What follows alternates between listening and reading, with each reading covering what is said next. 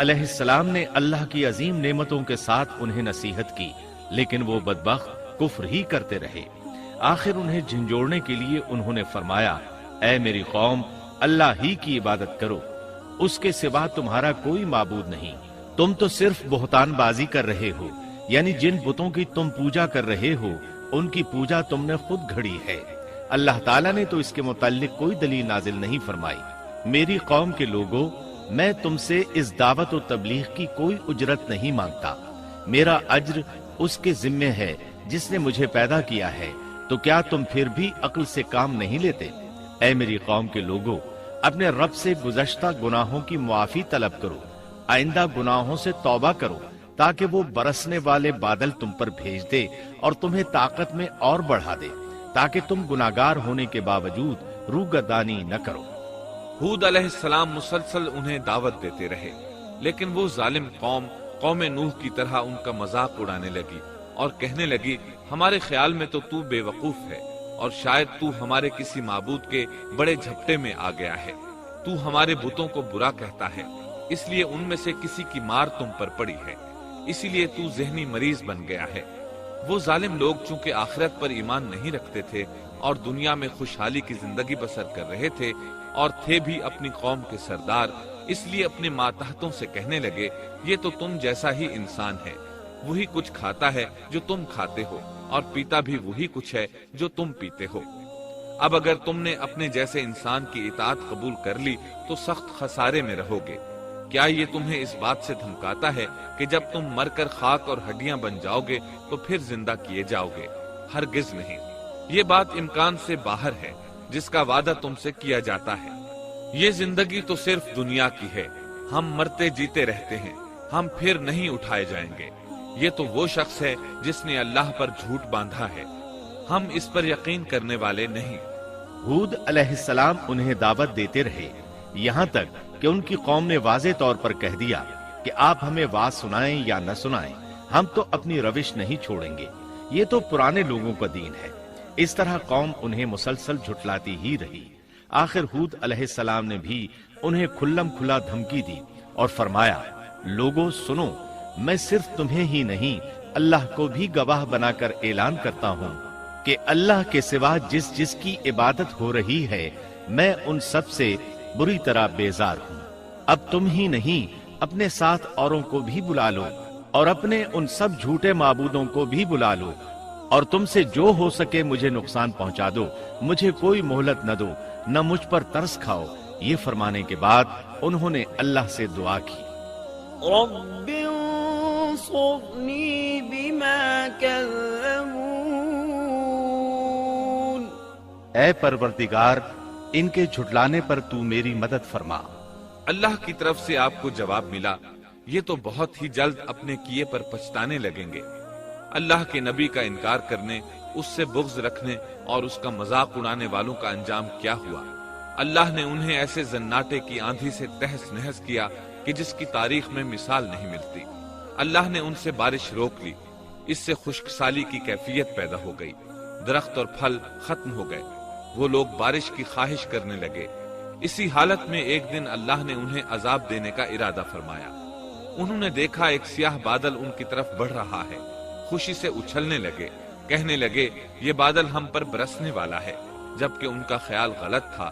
دراصل ابر کی صورت میں یہ وہ قہر الہی تھا جس کے آنے کی وہ جلدی مچا رہے تھے۔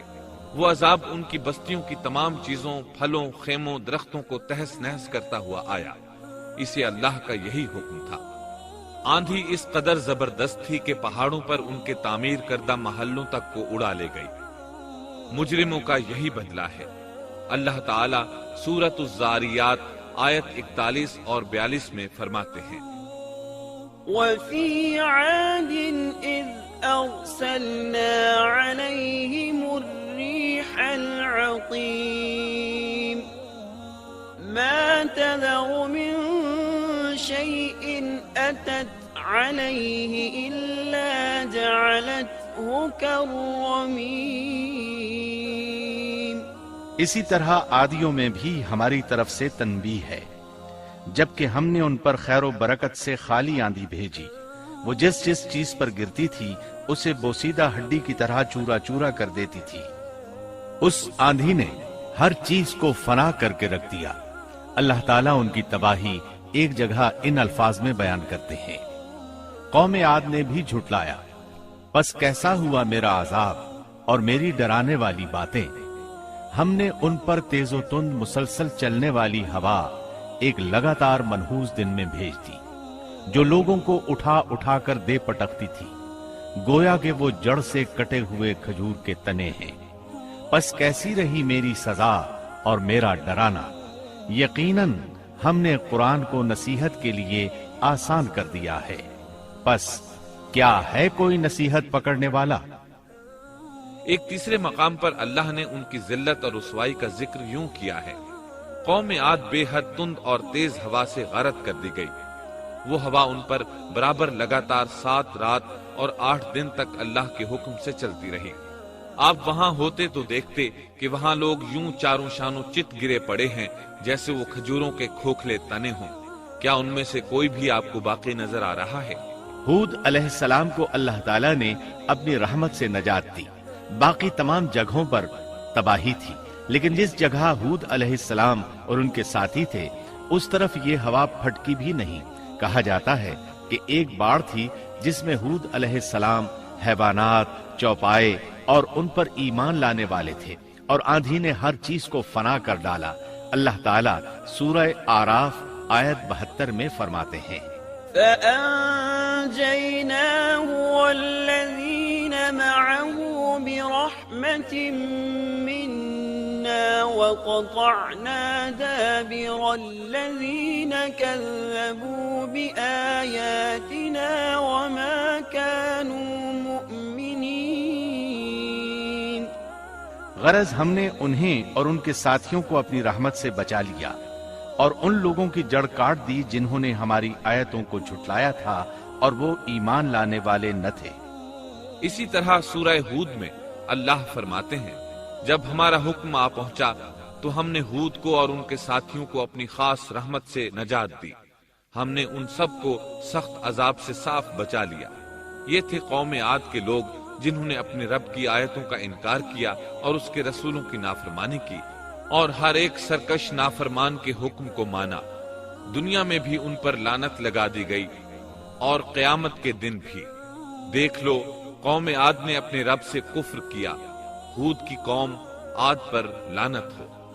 इस तरह कौम आद तबाह हो गई। उनके बाद मोमिनों ने उनके बाकी बच जाने वाले मकानात पर कब्जा कर लिया और वहां रहने लगे। फिर हूद अलैहिस्सलाम ने हजरा मौत में वफात पाई। अब हम आते हैं सैयदिना सालेह अलैहिस्सलाम के किस्से की तरफ। दिन गुजरते गए और लोग एक बार फिर इब्लीस लईन के वसवसे में आकर कुफ्र की तरफ पलट आए, क्योंकि इब्लीस किसी भी शख्स को वसवसे में डाले बगैर नहीं छोड़ता। इस तरह एक बार फिर कुफ्र फैल गया। चुनाचे अल्लाह ने उनकी हिदायत के लिए सालेह अलैहिस्सलाम को मबऊस फरमाया। ये समूद के पोतों में से एक अरबी नबी थे। इनका नसब नामा इस तरह है, सालेह बिन उबैद बिन सय्याफ बिन माशिह बिन उबैद बिन हाजिर बिन समूद बिन इरम बिन साम बिन नूह अलैहिस्सलाम। गोया सालेह अलैहिस्सलाम का ताल्लुक कौम समूद से था और ये कौम आद की नस्ल से थी। समूद की कौम ने यमन को खैरबाद कहा और जजीरे से शिमाल की तरफ मुंतकिल हो गए। फिर वहां हिज्र नामी एक बस्ती में जा ठहरे। कुरान करीम की सूरतुल हिज्र इसी बस्ती के नाम से मौसूम है। कौम आद का तस्करा सूरतुल हिज्र के अलावा सूरतुल अहकाफ और सूरह हूद में भी है।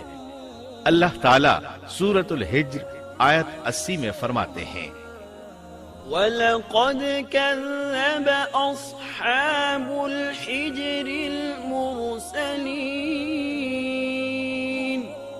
और हिज्र वालों ने भी रसूलों को झुटलाया। हिज्र कौम समूद का मरकजी शहर था। अब वो मदाइन सालेह के नाम से मशहूर है। ये शहर मदीना मुनव्वरा के शिमाल मगरिब में 380 किलोमीटर के फासले पर वाक़ है। ये लोग भी पहाड़ों को तराश कर घर बनाते थे। ये सनत और कारीगरी उन्होंने कौम आद से विरासत में पाई थी।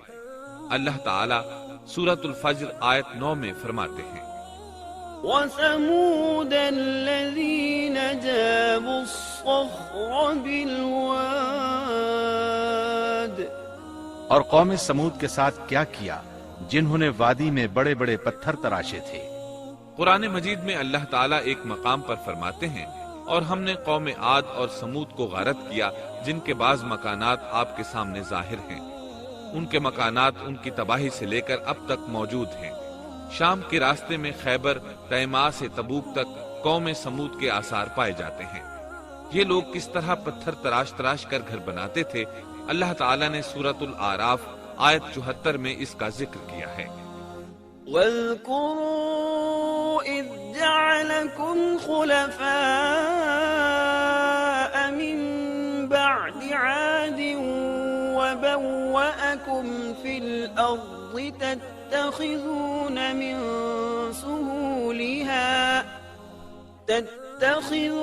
من سهولها قصورا وتنحتون الجبال بيوتا فاذكروا آلاء الله ولا تعثوا في الأرض مفسدين۔ اس وقت کو یاد کرو جب اللہ تعالیٰ نے تمہیں قوم عاد کے بعد جانشین بنایا اور تمہیں زمین پر رہنے کا ٹھکانہ دیا کہ نرم زمین پر محل بناتے ہو اور پہاڑوں کو تراش تراش کر ان میں گھر بناتے ہو، سو اللہ کی نعمتوں کو یاد کرو اور زمین میں فساد مت پھیلاؤ۔ یہ آیت ان کی طاقت، جسم کی صلاحیت اور ماہر فن ہونے پر دلیل ہے۔ پہاڑوں کو تراشنا دراصل قوم عاد کی عادت تھی۔ یہ بھی چونکہ انہی سے تھے اس لیے وراثت میں یہ کام انہیں بھی آ گیا تھا۔ جس طرح اللہ نے عاد کو اپنی نعمتوں سے نوازا تھا، اسی طرح سمود کو ان سے بڑھ کر نعمتیں دی تھی۔ اللہ تعالیٰ صالح علیہ السلام کی زبانی ان سے فرماتے ہیں، اے قوم سمود، کیا تمہیں ان چیزوں میں بے فکری سے رہنے دیا جائے گا، یعنی باغات، چشموں، کھیتوں اور کھجوروں میں جن کا خوشہ ملائم ہے، اور تم پہاڑوں کو تراش کر پرتکلف گھر بناتے ہو، بس اللہ سے ڈرو اور میرا کہنا مانو۔ لیکن ان لوگوں نے ہر طرح سے قوم عاد کی پیروی کی، نصیحت پکڑنے کی بجائے بتوں کی عبادت شروع کر دی۔ اللہ نے ان کے درمیان صالح علیہ السلام کو مبعوث فرمایا۔ آپ نبوت ملنے سے پہلے بھی عقل مند اور علم والے تھے، باعزت گھرانے سے تعلق رکھتے تھے، اپنے معاملات میں لوگ ان سے مشورے لیتے تھے، لہٰذا انہیں ایک خاص مقام حاصل تھا۔ لیکن جب آپ نے انہیں ایک اللہ پر ایمان لانے، اس کے سوا کسی کی عبادت نہ کرنے کی دعوت دی تو ان کا ساتھ چھوڑ گئے۔ جواب میں ان سے کہنے لگے، يا صالح قد كنت فينا مرجوا قبل هذا۔ اے صالح، اس سے پہلے تو ہم تجھ سے بہت کچھ امیدیں لگائے ہوئے تھے۔ مطلب یہ کہ پہلے تو ہمارے نزدیک آپ کا بہت مرتبہ تھا، مقام تھا، ہمیں آپ سے بہت امیدیں تھیں، لیکن آپ نے تو یہ باتیں کہہ کر ہماری ساری امیدوں پر پانی پھیر دیا۔ ان کے اس جواب کے باوجود صالح علیہ السلام انہیں اللہ کی طرف بلاتے رہے اور ان سے کہتے رہے، اے میری قوم، اللہ کی عبادت کرو، اس کے سوا تمہارا کوئی معبود نہیں۔ تمام انبیاء کی اپنی اپنی قوم کو یہی دعوت تھی کہ اے لوگو، اللہ کی عبادت کرو، اسی نے تمہیں زمین سے پیدا کیا ہے، اسی نے تمہیں زمین میں آباد کیا ہے، اس سے معافی طلب کرو، یقیناً میرا رب قریب ہے اور دعاؤں کو قبول کرنے والا ہے۔ اے میری قوم، تم نیکی سے پہلے برائی کی جلدی کر رہے ہو، اللہ سے معافی کیوں نہیں مانگتے کہ تم پر رحم کیا جائے؟ اللہ سے ڈرو، میری اطاعت کرو، حد سے گزر جانے والے بے باک لوگوں کی اطاعت سے باز آؤ، وہ ملک میں فساد پھیلا رہے ہیں اور اصلاح نہیں کرتے۔ صالح علیہ السلام نے ہود علیہ السلام کی طرح اپنی قوم کو نصیحت کی، لیکن ان ظالموں نے بھی اسی طرح کفر کیا جیسے قوم عاد نے کیا تھا۔ کہنے لگے، یہ کیسے ہو سکتا ہے کہ ہم اپنے میں سے ایک شخص کے تابع ہو جائیں؟ اس اکیلے کی اتنی زیادہ فضیلت کی آخر کیا وجہ ہے؟ ہم نہیں مان سکتے کہ ہم میں صرف اسی ایک پر اللہ کی باتیں نازل ہوتی ہیں۔ پھر وہ اس سے بھی آگے بڑھے اور اللہ کے نبی کو کھلے الفاظ میں پرلے درجے کا جھوٹا کہا، جادوگر کہا۔ پھر یہ سرکش اور کافر لوگ सालेह अलैहिस्सलाम के साथ ईमान लाने वाले कमजोर गरीब लोगों को मुखातिब करके कहने लगे, क्या तुम सालेह पर ईमान रखते हो? हम तो इसके मुनकिर हैं। इस तरह सालेह अलैहिस्सलाम दिन रात उन्हें दावत देते रहे, यहाँ तक कि ये लोग सालेह अलैहिस्सलाम से कहने लगे, तुमने और तुम्हारे साथियों ने हमारे अंदर नहूसत फैला रखी है और इसीलिए हम मुश्किलात और मसाइब का शिकार हैं, लिहाजा तुम हमसे दूर हो जाओ। सालेह अलैहिस्सलाम ने उन्हें जवाब दिया, तुम पर नहूसत अल्लाह की तरफ से है, तुम फित्ने में पड़े हुए लोग हो। फिर इसके बाद वो लोग सालेह अलैहिस्सलाम से मुकम्मल तौर पर दुश्मनी करने लगे और उन्होंने आपको यहाँ तक कह दिया कि आप हमारी मजलिस में ना आया करें क्योंकि आप मनहूस हैं।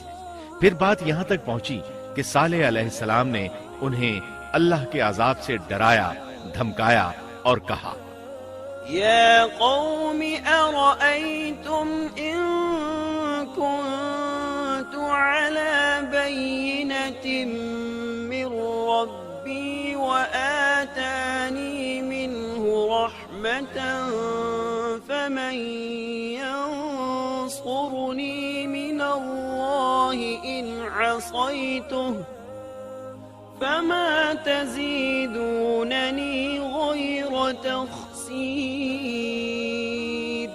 ऐ मेरी कौम के लोगों, जरा बतलाओ तो, अगर मैं अपने रब की तरफ से किसी मजबूत दलील पर हुआ और उसने मुझे अपने पास से रहमत अता की हो, फिर मैंने उसकी नाफरमानी की, तो कौन है जो उसके मुकाबले में मेरी मदद करे? तुम तो मेरा नुकसान ही बढ़ा रहे हो। यानी फर्ज करो अगर मैं हक पर हुआ और यकीनन मैं हक पर हूँ और अल्लाह ताला ने मुझे अपनी नबूवत से भी नवाजा है, फिर भी मैं तुम्हारी बातों में आकर उसकी नाफरमानी करूँ तो बिलाशुबा उस वक्त मैं घाटे में हूँगा और तुम भी खसारा पाने वाले होगे।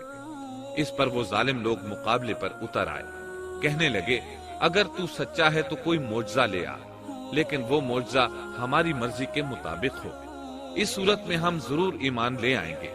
आप ऐसा करें कि बस्ती के किनारे पथरीली चट्टान में से दूध देने वाली 10 माह की हामिला ऊंटनी निकालें, उसका रंग सुर्ख हो। सालेह अलैहिस्सलाम से ये मुतालबा करके वो सरदार लोग एक तरफ बैठ गए और मजाक उड़ाने लगे। एक कहने लगा, ऊंटनी 10 माह की हो, हामिला हो। दूसरा कहने लगा, लाजमी तौर पर उसका रंग सुर्ख हो। फिर एक तीसरा सरदार बोला, उसकी खाल पर बहुत ज्यादा ऊन हो। चौथा बोला, मोटी ताजी हो, हमने पहले इस किस्म की ऊंटनी देखी ना हो। पांचवा बोला, वो इतनी बड़ी हो कि अकेली एक दिन तमाम कुएं का पानी पी जाए और दूसरे रोज हम पिए। ये लोग इसी तरह मजाक उड़ा रहे थे कि सालेह अलैहिस्सलाम ने उनसे कहा, अगर तुम्हारी मतलूबा ऊंटनी तुम्हें मिल जाए तो क्या तुम ईमान ले आओगे? सब ने मिलकर कहा, हाँ जरूर ले आएंगे। सालेह अलैहिस्सलाम ने फरमाया, तब तुम एक दिन सब लोगों को जमा कर लो। मुकर्ररा दिन वो लोग जमा हो गए। उनकी मौजूदगी में सालेह अलैहिस्सलाम ने अल्लाह से दुआ की। जमीन पर जलजला तारी हुआ, उनकी आंखों के सामने चट्टान फटी और उससे बिल्कुल वैसी ही ऊंटनी निकली जैसा कि उनका मुतालिबा था। उन्होंने अपनी जिंदगी में ऐसी ऊंटनी कभी नहीं देखी थी। उसमें वो तमाम सिफात मौजूद थीं जिनका जिक्र इन लोगों ने किया था।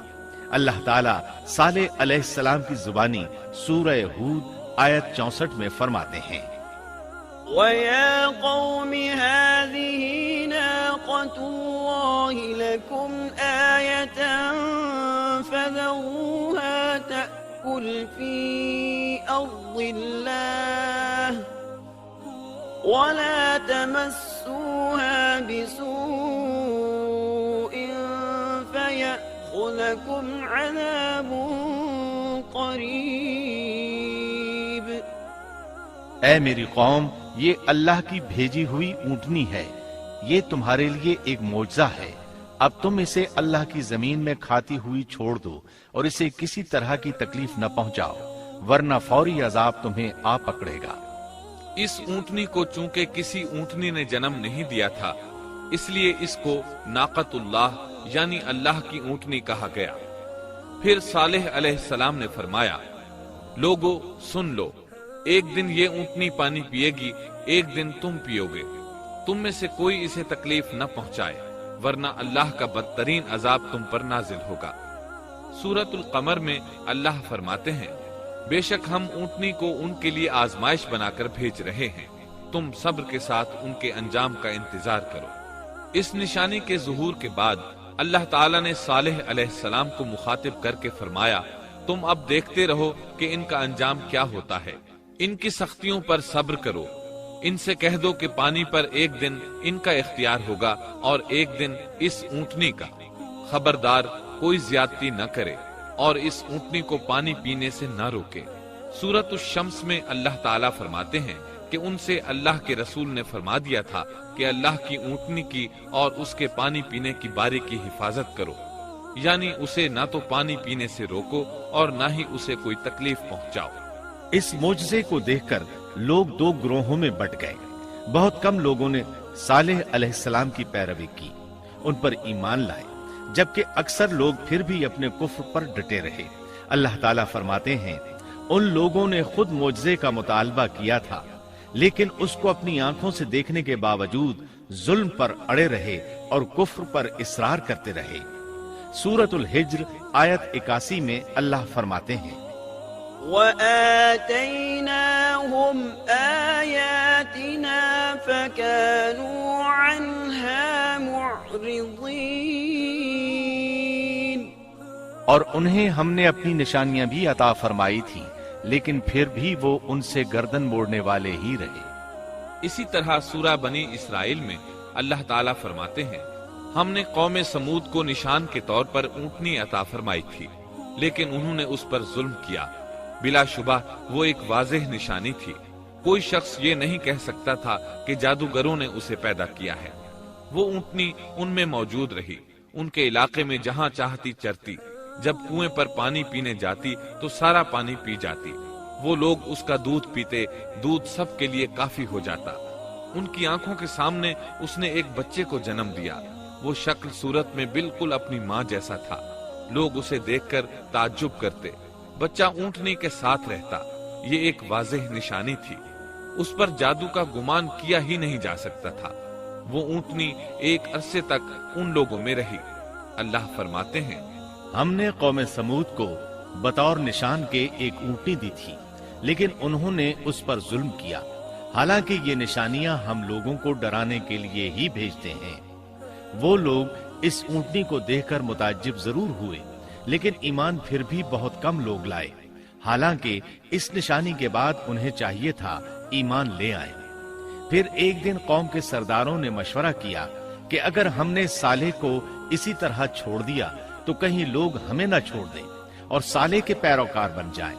اس اونٹنی نے تو ہمیں مصیبت میں ڈال دیا ہے، ہم پورا ایک دن پانی کو چھو بھی نہیں سکتے، کیونکہ یہ سارا دن پانی پیتی رہتی ہے۔ پھر یہ اس قدر دیو ہیکل ہے کہ اسے دیکھ کر ہماری بکریاں بھاگ جاتی ہیں، اونٹ اسے دیکھ کر خوفزدہ ہو جاتے ہیں، لہٰذا ہمیں چاہیے کہ اس سے چھٹکارا حاصل کر لیں۔ وہ آپس میں مشورہ کرتے رہے، آخر انہوں نے ایک آدمی منتخب کیا۔ مورخین کا اس پر اتفاق ہے کہ اس کا نام قدار بن سالف تھا، اس کے ساتھ اس کا ایک ساتھی بھی تھا۔ ان دونوں نے مل کر اونٹنی کو قتل کیا۔ اللہ تعالیٰ سورۃ القمر آیت 29 اور 30 میں فرماتے ہیں، فنادوا صاحبهم فتعاطى فعقر فكيف كان عذابي ونذر۔ پھر انہوں نے اپنے ساتھی کو بلایا، تب اس نے ہاتھ بڑھایا اور اس کی کونچیں کاٹ دی، پھر دیکھا ہمارا عذاب اور ڈراوا کیسا تھا۔ اس قدار کے بارے میں نبی کریم صلی اللہ علیہ وسلم کا ارشاد ہے کہ پہلے لوگوں میں سے سب سے زیادہ بدبخت یہی تھا۔ اللہ تعالیٰ نے قرآن مجید میں اس کا ذکر یوں فرمایا ہے، فنادوا صاحبہم، پھر انہوں نے اپنے ساتھی کو پکارا۔ سورۃ الشمس میں اللہ فرماتے ہیں، إذ انبعث أشقاها، جب ان میں بڑا بدبخت شخص اٹھ کھڑا ہوا۔ یہ بدبخت قدار اٹھا، اپنے ساتھی کو ساتھ لیا اور اونٹنی کو قتل کرنے کے لیے تیار ہو گئے۔ آپس میں مشورہ ہوا کہ یہ نہ کہا جائے ہم نے اسے قتل کیا ہے۔ اس طرح باقی لوگوں نے بھی ان سے اتفاق کیا۔ اللہ تعالی سورہ نمل آیت 48 میں فرماتے ہیں، وَكَانَ فِي الْمَدِينَةِ 9 رَهْطٍ يُفْسِدُونَ فِي الْأَرْضِ وَلَا يُصْلِحُونَ۔ اور اس شہر میں 9 آدمی ایسے تھے جو زمین میں فساد کرتے تھے اور اصلاح نہیں کرتے تھے۔ مطلب یہ کہ یہ لوگ فساد کی انتہا کو پہنچے ہوئے تھے، ان میں بھلائی نام کو نہیں تھی اور نہ ان کا فساد کی اصلاح کا ارادہ تھا۔ بخاری، مسلم اور مسند احمد کی ایک حدیث میں ہے، رسول اللہ صلی اللہ علیہ وسلم نے ایک بار اپنے خطبے میں اس اونٹنی اور اسے مار ڈالنے کا ذکر فرمایا۔ آیت اذم بعثا اشقاہا کی تلاوت کرتے ہوئے فرمایا کہ جیسے ابو زمعہ تھا، اسی جیسا یہ شخص بھی اپنی قوم میں عزیز، دلیر اور بڑا آدمی تھا۔ تمام لوگوں نے اس بدبخت کے ساتھ عہد کیا اور اسے یقین دہانی کرائی کہ اگر تمہارے ساتھ کسی نے برائی کا ارادہ کیا تو تمام قوم تمہاری حمایت میں اٹھ کھڑی ہوگی۔ اس یقین دہانی کے بعد یہ بدبخت اونٹنی کے انتظار میں بیٹھ گئے۔ اونٹنی پہاڑ کی طرف سے آتی تھی اور پانی پی کر واپس چلی جاتی تھی، یہی اس کا معمول تھا۔ جب ان لوگوں نے چٹان سے اونٹنی کو نکلتے دیکھا تو اچانک حملہ کرنے کے لیے آگے بڑھے، لیکن اس کا جثہ دیکھ کر خوفزدہ ہو گئے، الٹے پاؤں بھاگے۔ بدبخت قدار نے اپنے ساتھیوں کی یہ حالت دیکھی تو ہنس پڑا اور آگے بڑھ کر اونٹنی کی ران میں تیر مارا۔ اس سے اونٹنی کی ران کی ہڈی ٹوٹ گئی اور وہ نیچے گر گئی۔ پھر اس ظالم نے اپنے ساتھیوں کو آواز دی اور آگے بڑھ کر اونٹنی کی کونچیں کاٹ دی۔ سورۃ الشمس میں اللہ تعالیٰ فرماتے ہیں، ان لوگوں نے اپنے پیغمبر کو جھوٹا سمجھ کر اس اونٹنی کی کونچیں کاٹ دیں، بس ان کے رب نے ان کے گناہوں کے باعث ان پر ہلاکت ڈالی اور پھر ہلاکت کو عام کر دیا اور اس بستی کو برباد کر دیا۔ اونٹنی کی کونچیں کاٹ دیے جانے کے بارے میں اللہ تعالیٰ ایک دوسرے مقام پر فرماتے ہیں کہ پس انہوں نے اونٹنی کو مار ڈالا اور اپنے پروردگار کے حکم سے سرتابی کی اور کہنے لگے، اے صالح، جن عذابوں سے تو ہمیں دھمکاتا رہتا تھا، اگر تو واقعی پیغمبر ہے تو ان عذابوں کو ہم پر نازل کرا دے۔ اونٹنی پر حملہ ہوتے ہی اس کا بچہ بھاگ نکلا تھا۔ وہ پہاڑ کی چوٹی پر چڑھ گیا، 3 مرتبہ بلبلایا۔ یہ بدبخت اس کے پیچھے بھاگے اور آخر اسے بھی قتل کر دیا۔ پھر تمام بستی والے جمع ہوئے، اونٹنی اور اس کے بچے کا گوشت تیار کیا اور مزے کے ساتھ اس کو کھایا۔ اس جرم میں ان سب نے شرکت کی، البتہ جو لوگ صالح علیہ السلام پر ایمان لے آئے تھے وہ الگ تھلگ رہے۔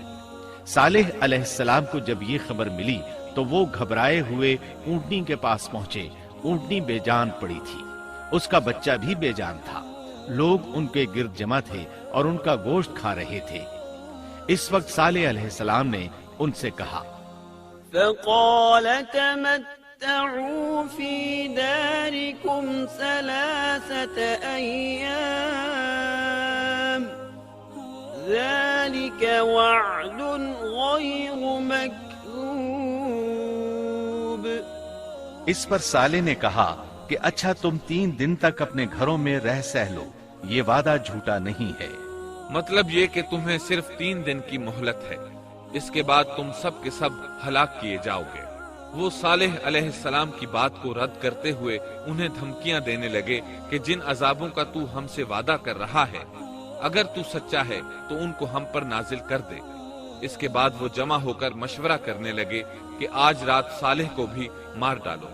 ان کے اس مشورے کے بارے میں اللہ تعالیٰ سورۃ النمل آیات 48 اور 49 میں فرماتے ہیں، اس شہر میں 9 سردار تھے، وہ زمین میں فساد پھیلاتے رہتے تھے اور اصلاح نہیں کرتے تھے۔ انہوں نے آپس میں بڑی بڑی قسمیں کھا کھا کر عہد کیا کہ رات ہی کو صالح اور اس کے گھر والوں پر چھاپا ماریں گے اور اس کے وارثوں سے صاف کہہ دیں گے کہ ہم اس کے اہل کی ہلاکت کے وقت موجود نہیں تھے اور ہم بالکل سچے ہیں۔ اب یہ لوگ صالح علیہ السلام کے گھر کی طرف چلے۔ اللہ تعالیٰ سورۃ النمل آیات 50 اور 51 میں فرماتے ہیں، وَمَكَرُوا مَكْرًا وَمَكَرْنَا مَكْرًا وَهُمْ لَا يَشْعُرُونَ فَانظُرْ كيف كان عاقبة مكرهم أنا دمرناهم وقومهم أجمعين۔ اور انہوں نے ایک داؤ کھیلا، سو ہم نے بھی ایک ایسا داؤ کھیلا کہ انہیں خبر بھی نہ ہوئی، پھر دیکھو کہ ان کے داؤ کا کیا انجام ہوا، ہم نے انہیں اور ان کی ساری قوم کو ہلاک کر دیا۔ صالح علیہ السلام کا گھر پہاڑ کی بلندی پر تھا۔ یہ فسادی لوگ ابھی اوپر چڑھ رہے تھے کہ زمین حرکت کرنے لگی۔ ایک چٹان اوپر سے لڑھکتی ہوئی آئی اور ان تمام کو پیس کر رکھ دیا۔ ان 9 فسادی لوگوں کی ہلاکت کے ساتھ ہی اللہ کے عذاب کی ابتدا ہو چکی تھی۔ چنانچہ صالح علیہ السلام نے اپنے ساتھیوں کے ساتھ اس بستی کو چھوڑ دیا، یعنی وہ ہجر کے علاقے سے نکل گئے۔ صبح ہوئی تو لوگوں نے ایک عجیب منظر دیکھا۔ قوم سمود کے تمام لوگوں کے چہرے زرد پڑ چکے تھے، وہ سب رونے لگے کیونکہ عذاب کے آثار شروع ہو چکے تھے۔ دوسرے دن تمام لوگوں کے چہرے آگ کی طرح سرخ ہو گئے اور تیسرے دن تمام کے چہرے سیاہ ہو چکے تھے۔ اپنی یہ حالت دیکھ کر سب لوگ رونے اور چیخ پکار کرنے لگے، اپنی قبریں کھودنے لگے۔ اب انہیں یقین ہو چکا تھا کہ عذاب کا وعدہ برحق تھا۔ اللہ تعالیٰ نے انہیں پہلی قوموں کی طرح ایک قسم کا عذاب نہیں دیا تھا، جیسے قوم نوح کو صرف طوفان کے ذریعے ہلاک کیا گیا، قوم عاد کو صرف طوفانی ہوا کے ذریعے ہلاک کیا گیا، لیکن قوم سمود کو اللہ تعالیٰ نے طرح طرح کے عذابوں سے دوچار کیا، اس لیے کہ انہوں نے اپنی مطلوبہ شرط پوری ہونے کے باوجود ایمان قبول نہیں کیا تھا۔ عذاب کی ابتدا زلزلے سے ہوئی، زمین حرکت کرنے لگی۔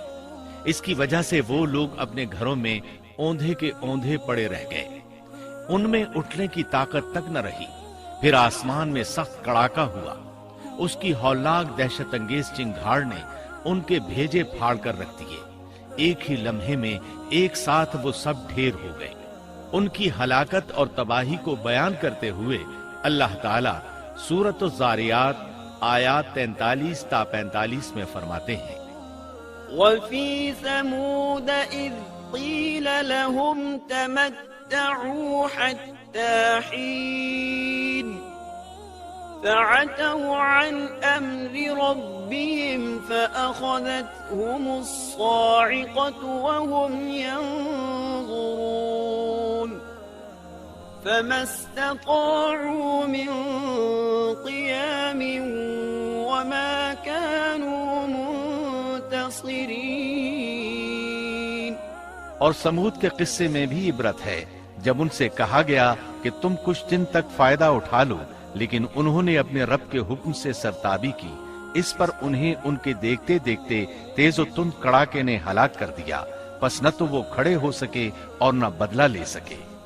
اسی طرح سورہ ہود میں اللہ تعالیٰ نے ان کی تباہی کا نقشہ اس طرح کھینچا ہے کہ ایک زور کی کڑک نے ان ظالموں کو آ لیا، پھر تو وہ اپنے گھروں میں زانوں کے بل مردہ پڑے رہ گئے، ایسے گویا کہ وہ کبھی آباد ہی نہ تھے۔ سورۃ القمر میں اللہ نے ان کی رسوائی ان الفاظ میں بیان کی ہے، ہم نے ان پر ایک چیخ بھیجی، پھر وہ ایسے ہو گئے جیسے کانٹوں کی باڑ کا چورا۔ دوسری طرف صالح علیہ السلام اور ان کے ساتھیوں کو اللہ تعالیٰ نے اپنی رحمت سے نجات دی۔ اللہ تعالیٰ سورہ ہود آیت 66 میں فرماتے ہیں، فَلَمَّا جَاءَ أَمْرُنَا نَجَّيْنَا صَالِحًا وَالَّذِينَ آمَنُوا مَعَهُ بِرَحْمَةٍ مِنَّا وَمِنْ خِزْيِ يَوْمِئِذٍ إِنَّ رَبَّكَ هُوَ الْقَوِيُّ الْعَزِيزُ۔ پھر جب ہمارا فرمان آ پہنچا، ہم نے صالح اور ان پر ایمان لانے والوں کو اپنے فضل سے اس سے بچا لیا اور اس دن کی رسوائی سے بھی۔ یقیناً تیرا پروردگار نہایت توانا اور غالب ہے۔ اس قوم کے آثار آج تک باقی ہیں۔ مدینہ منورہ کے شمال مغرب میں ان کے گھر موجود ہیں۔ اب یہ علاقہ مدائن صالح کے نام سے مشہور ہے۔ سورۃ النمل میں اللہ تعالیٰ فرماتے ہیں، بس یہ ان کے گھر ہیں جو ان کے ظلم کے سبب ویران پڑے ہیں، بے شک اس میں دانش مندوں کے لیے نشانیاں ہیں۔ اللہ تعالیٰ نے ان کے نشانات کو آج تک باقی رکھا ہے تاکہ بعد میں آنے والوں کو یقین ہو جائے اور کسی قسم کا شک نہ رہے۔ عذاب کے آثار نمودار ہونے پر صالح علیہ السلام نے ان سے فرمایا تھا، اے میری قوم، میں نے تمہیں اپنے پروردگار کا حکم پہنچا دیا تھا اور میں نے تمہاری خیر خواہی کی، لیکن تم لوگ خیر خواہوں کو پسند نہیں کرتے۔ اس کے بعد صالح علیہ السلام اپنے ساتھیوں کے ساتھ وہاں سے ہجرت کر کے فلسطین آ گئے، وہیں رملہ نامی بستی میں رہنے لگے اور یہیں آپ کی وفات ہوئی۔ نبی کریم صلی اللہ علیہ وسلم صحابہ کرام رضی اللہ عنہم کے ساتھ تبوک تشریف لے گئے تو آپ نے مدائن صالح کے قریب قیام فرمایا تھا۔ صحابہ نے ان کنووں سے پانی لے لیا جو قوم سمود کے استعمال میں رہے تھے، کچھ برتن بھی وہاں سے لے لیے۔ آپ کو پتہ چلا تو آپ نے حکم فرمایا، ان برتنوں کو توڑ دو اور اس پانی کو بہا دو اور اس پانی سے جو کھانا تیار کیا ہے اس کو الٹ دو۔ آپ نے انہیں ان گھروں میں داخل ہونے سے بھی روک دیا جن میں اللہ کا عذاب نازل ہوا تھا۔ آپ صلی اللہ علیہ وسلم نے فرمایا، میں ڈرتا ہوں تم پر بھی ایسا عذاب نہ آ جائے جیسا ان پر آیا تھا، اس لیے ان کے علاقے میں داخل نہ ہوا کرو، اور اگر داخل ہونا پڑ جائے تو روتے ہوئے داخل ہوا کرو، اور رونا نہ آئے تو رونے جیسی شکلیں بنا لیا کرو تاکہ تمہارا شمار ظالموں میں نہ ہو۔ اللہ تعالیٰ فرماتے ہیں، ألا إن ثمود كفروا ربهم ألا بعدا لثمود۔ آگاہ رہو، قوم سمود نے اپنے رب سے کفر کیا، سن لو ان سمودیوں پر پھٹکار ہے۔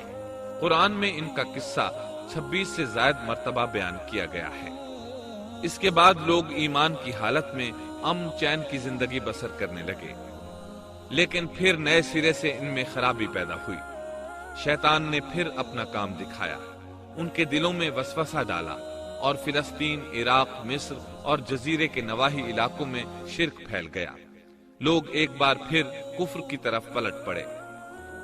اس پورے قصے میں چند عبرتیں ہیں، آئیے ذرا ان کا بھی ذکر ہو جائے۔ اللہ تعالیٰ کی اونٹنی اگرچہ سیدنا صالح علیہ السلام کی نبوت کا ایک نشان تھی، ان کی سچائی کا ثبوت تھی، لیکن قرآن کریم کی وضاحت یہ ہے کہ وہ قوم سمود کی آزمائش کے لیے تھی اور وہی ان کی ہلاکت کا نشان ثابت ہوئی، جیسا کہ سورۃ القمر میں اللہ تعالیٰ فرماتے ہیں، إنا مرسل الناقة فتنة لهم فارتقبهم واصطبر۔ بے شک ہم اونٹنی کو ان کی آزمائش اور امتحان کے لیے بھیجنے والے ہیں، پس تو ان کے انتظار میں رہ اور صبر اختیار کر۔ سنت اللہ یہ رہی ہے کہ اگر وہ اپنے پیغمبر کو کسی قوم کی ہدایت کے لیے بھیجے اور قوم اس کی ہدایت پر کان نہ دھرے تو ضروری نہیں کہ وہ قوم ہلاک کر دی جائے، لیکن جو قوم اپنے نبی سے اس وعدے پر نشان طلب کرے کہ اگر ان کا مطلوبہ نشان ظاہر ہو گیا تو وہ ایمان لے آئیں گے، اور پھر نشان آ جانے کے بعد وہ ایمان نہ لائے تو اس قوم کی ہلاکت یقینی ہے۔ اللہ تعالیٰ پھر اس قوم کو معاف نہیں کرتے جب تک کہ وہ تائب نہ ہو جائے اور اللہ کے دین کو قبول نہ کرے، یا عذاب الہی سے صفحہ ہستی سے مٹ کر دوسروں کے لیے عبرت کا نشان بن جائے۔ لیکن اس سنت سے نبی کریم صلی اللہ علیہ وسلم کی امت مستثنا ہے، اس لیے کہ آپ صلی اللہ علیہ وسلم نے وضاحت فرمائی ہے، میں نے اللہ تعالیٰ سے دعا مانگی ہے کہ اللہ تعالیٰ میری امت میں عذاب عام مسلط نہ فرمائے، اور اللہ نے میری دعا قبول فرما لی۔ قرآن میں اللہ تعالیٰ نے نبی کریم صلی اللہ علیہ وسلم کی اس بات کی یوں تصدیق کی ہے، وما كان الله ليعذبهم وأنت فيهم۔ اے رسول، اس حال میں کہ تو ان میں موجود ہے، اللہ تعالیٰ ان کافروں پر عذاب مسلط نہیں کرے گا۔ اور یہ ایک خطرناک غلطی ہے، نفس کا دھوکہ ہے کہ انسان عیش و عشرت اور دنیاوی جاہ و جلال کو دیکھ کر یہ خیال کر بیٹھے، یہ گمان کر لے کہ جس قوم یا فرد کے پاس یہ سب کچھ موجود ہے وہ ضرور اللہ تعالیٰ کے سائے میں ہے، اور یہ کہ ان کی یہ خوش عیشی اس بات کی علامت ہے کہ اللہ تعالیٰ کی خوشنودی ان کے ساتھ ہے۔ یہ نفس کا دھوکہ ہے، غلط فہمی ہے بلکہ کج فہمی ہے۔ قرآن کریم کے اس واقعے میں جگہ جگہ اس بات کی وضاحت ہے کہ بعض اوقات زیادہ سے زیادہ خوش عیشی زیادہ سے زیادہ عذاب کا پیش خیمہ ثابت ہوتی ہے، اگرچہ قوموں کے لیے اس کی مدت چند ماہ یا چند سال نہیں بلکہ گھبرا دینے والی مدت ہی کیوں نہ ہو۔ مگر ہر قسم کی دنیاوی کامیابیوں اور خوش عیشیوں کے ساتھ جب ظلم، سرکشی اور غرور کسی قوم کا مستقل شعار بن جائے تو سمجھ لو اس کی تباہی اور ہلاکت کا وقت قریب آ پہنچا۔ اللہ تعالیٰ فرماتے ہیں، تیرے رب کی پکڑ بہت سخت ہے، لیکن اس کے ساتھ ہی یہ بات بھی ہے کہ کسی قوم میں تمام تر خرابیوں کے باوجود اگر قوم سے اکثر افراد اللہ کے شکر گزار ہوں، اس کے بندوں کے ساتھ انصاف کرنے والے اور آپس میں نیک نیت اور خیرخواہی کرنے والے ہوں تو بلا شبہ وہ اللہ کے ہاں مقبول بندے ہیں، اور انہی کو دنیا اور آخرت کی کامیابیوں کی بشارت